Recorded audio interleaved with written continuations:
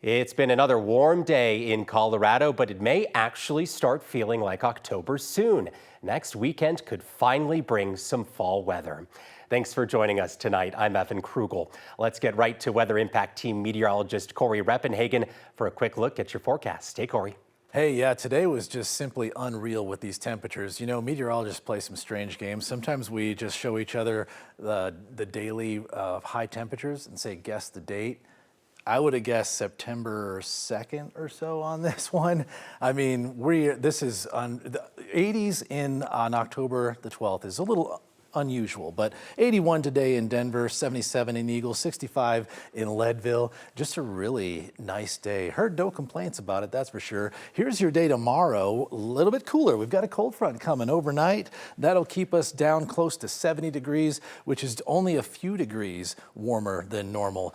So we're tracking that cool-ish Sunday. The week ahead, warm and dry, but we may have found the real October, and it's coming about this time next week. All right, looking forward to it. Thanks, Corey. Tonight, Aurora police are investigating a shooting that left one person dead. Aurora police say they were called to Kingston Street near Spencer Garrett Park for reports of a man found laying in the street. When police got there, they realized the man had been shot. He was taken to the hospital with serious injuries, where he later died. Right now, police say it's not clear if the shooting happened on Kingston Street or somewhere else. They do not have any information on a potential shooter. Tonight, that incident is under investigation. We now know body parts found inside a person's freezer in Grand Junction last winter belonged to a teenage girl. And tonight, neighbors are reacting to the gruesome discovery. The Mesa County Coroner's Office identified her yesterday as 16-year-old Amanda Overstreet. She was last known to be alive in April of 2005. Investigators say people cleaning out a recently sold home discovered her head and arms inside a freezer on January 12. The sheriff's office says Overstreet was the daughter of the previous owner of the home. She was never reported missing. Neighbors say they recall the last time they saw her. The last time we saw the little girl was actually when she was on her way to school.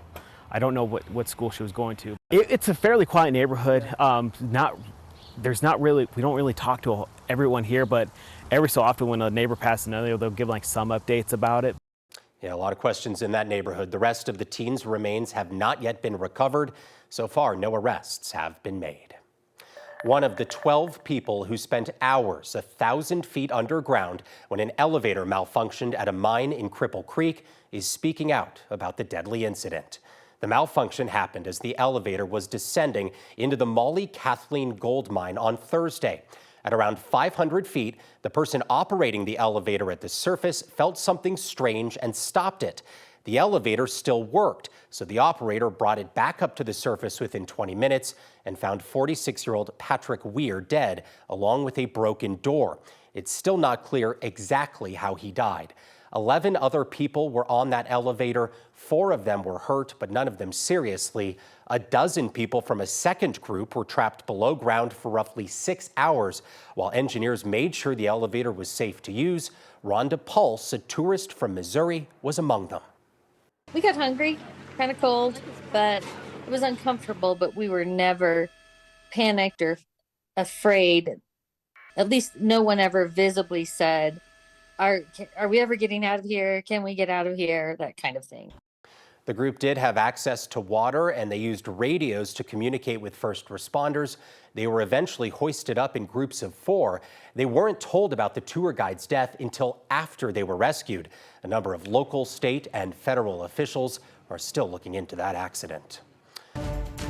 Tonight, Democratic Governor Jared Polis and other state leaders are reacting to Donald Trump's rally in Aurora.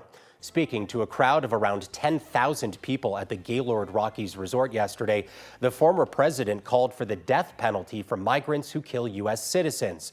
He promised to name his plan to deport tens of millions of migrants Operation Aurora, and said he'll start the mass deportation in Aurora. He also repeated false claims about a Venezuelan gang taking over the city. The city that Donald Trump's talking about is not the city any of us know here. Aurora is a wonderful town. He didn't really get to see it. I think he just went to a hotel, did an event there and left. Senator Michael Bennet also pointed out that Trump convinced members of his own party to kill a bipartisan compromise on immigration just months ago. I don't need Donald Trump to come here to lie about what the gang issue is in Aurora to know that we have gangs all over our country. But the reality is here, to my knowledge, a number of the people that he's talking about have already been arrested in Aurora. Aurora police and city leaders have repeatedly said that the Venezuelan gang Tren de Aragua's presence in the city is small, and they believe their influence is limited to a few properties in the city. Today I released my medical records, as has, I believe, every candidate for president of the United States except Donald Trump in this election cycle. Vice President Kamala Harris is physically fit for office. That's according to a new report from the White House physician. It notes that Harris is a healthy 59-year-old woman being treated for seasonal allergies and hives. Her doctor says she eats healthy and exercises daily. She drinks occasionally and does not use tobacco. Presidential candidates typically release their medical records. Former President Donald Trump pledged back in August to make his public. He has not yet done that. Well, county clerks are starting to mail out ballots for that November election. The Office of the Denver Clerk and Recorder says it sent out over 440,000 ballots to voters yesterday. If you live in Denver, you can expect them in the mail as soon as this weekend. The deadline to return those ballots is 7 p.m. on Election Day. That's, of course, November 5th. If you're not registered to vote, you still have time. Just head to govotecolorado.gov for more information.